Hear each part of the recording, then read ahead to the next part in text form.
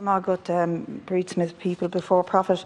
That protest today with the anger from the Northwest was really something to witness, and I saw a lot of politicians out there who were trying to curry favour, but a lot of people weren't very comfortable with their presence there, mainly because they suffered from the legacy of being associated with the parties that oversaw the abuse of the system of building regulations in this country. The 5,000 plus families who were affected by the building blocks that were defective and contained Mica, many of them supplied in Donegal at least by Cassidy's builder providers, showed a lot of anger, and when you speak to them, a lot of anger directed at the supplier. The supplier in a statement has denied all wrongdoing and blame entirely government lax regulations before 2013 on the issue. Now, to some degree they're right, this is the whole point, is the lax regulations, but that statement is also hilarious, that suppliers, builders, developers, any of them could claim that it was not their responsibility is hilarious, because anybody who sells a good, produces a good and sells it on has a responsibility to the consumer, has a responsibility to know what that good contains, how it's, what properties are in it and whether it's up to standard. But there was also a lot of anger from people I spoke to at Donegal County Council who'd continue to use the same supplier and have used them for many of their own social housing projects. In the case of Pyrite, the 100% of the cost was paid. In the case of Mica, the suggestion is to pay 90%. And there have been attempts to make this a Donegal versus Dublin issue. We totally reject that. And we support the 100% redress for all those affected. But we also support a tax to be levied on the profits of the building industry in the longer term. And the issue really is wider than Donegal or Mayo or indeed Dublin. It is estimated that there are 5,000 homes that could be affected in the northwest from the use of Mica. Over 2,000 in Dublin have already been dealt with for use of Pyrite at an average cost of €70,000. But a much wider and more pervasive issue exists with an estimated 100,000 apartments suffering from defective homes as a result of cost-cutting practices in the Celtic Tiger boom. There's currently a working group looking at this wider problem with homes, and its only remit is to have, in terms of a solution, is to have the option of setting up a low interest or zero interest scheme of loans for owners to fix the properties. It's estimated that the average cost here could be at least 15 grand for each apartment and possibly more. And interestingly, the group is chaired by Seamus Neely, who was manager of Donegal County Council between 2010 and 2020 when many of these homes were built. The defects in these apartments are varied, but mainly it's around the absence of firewalls between apartments and other safety elements, with water egress, water coming into apartments because of defective piping and drains.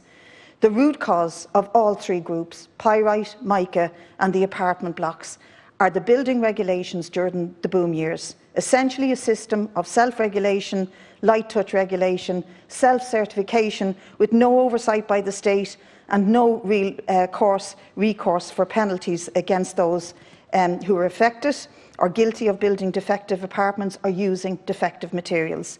Builders and developers got certifiers to say OK to projects with no on-site inspections. And when problems arose, the legal position was that neither the builders, the developers, or those that they hired to certify the homes could be held responsible. It's absolute lunacy. Many of the developers and builders who were responsible have since changed their names, but they're still operating as companies in the building industry. None face punishments or actions as a result of their legal statutory limitations and their ability to blame certification rooms at the time. In 2017, the Dáil Committee recommended the mission statement of the redress scheme should be ordinary owners who purchased in good faith should not be liable for the cost of remediation caused by the incompetence, negligence or deliberate non-compliance of others. And we support that statement. And other demands should include that Building Standards and Consumer Protection Agency is developed to enforce building regulations independent of the builders or the developers and to make mandatory fire regulations and inspections on all building sites, and to extend the statute of limitations to run for years after the defects were first discovered. In a Dáil report in 2017, and I'll just list them on this issue, Priory Hall, Longboat Quay, Beacon South Quarter, Millfield Manor and Balgaddy, just some of the public and private public housing developments affected. Poor design, shoddy workmanship, improper products resulted in badly built homes in breach of building and fire safety standards. Greed, dishonesty and incompetence left many homeowners and council tenants with poor quality homes and hefty repair bills, and this could apply to the people of Donegal and Mayo today. All of this was made possible by a weak regime of regulation and compliance in which self-certification and limited independent inspections were the order of the day. We do not know the full extent of this legacy yet, but the key issue here is that light touch self-regulation is no regulation at all, and what is to be done is that it is not good enough for this government to oppose the Sinn Féin motion, or not to oppose the Sinn Féin motion tonight, but you must come out and commit to the responsibility that you have to the families who are affected, to 100% redress and to pay for the tests in full. And we believe you should levy a tax on the profits of the building industry to pay for all of this. And learn lessons.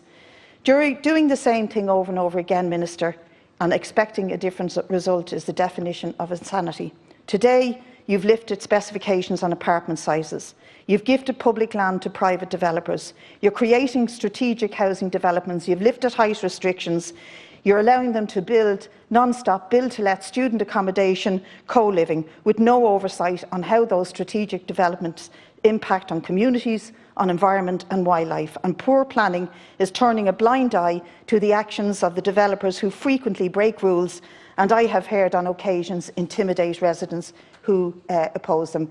Housing policies in this state must be determined by the needs and the interests of ordinary people and families to a decent, safe home, not in the interests of the builders, the developers, the suppliers, the CIF and the Friends of the Galway Tent.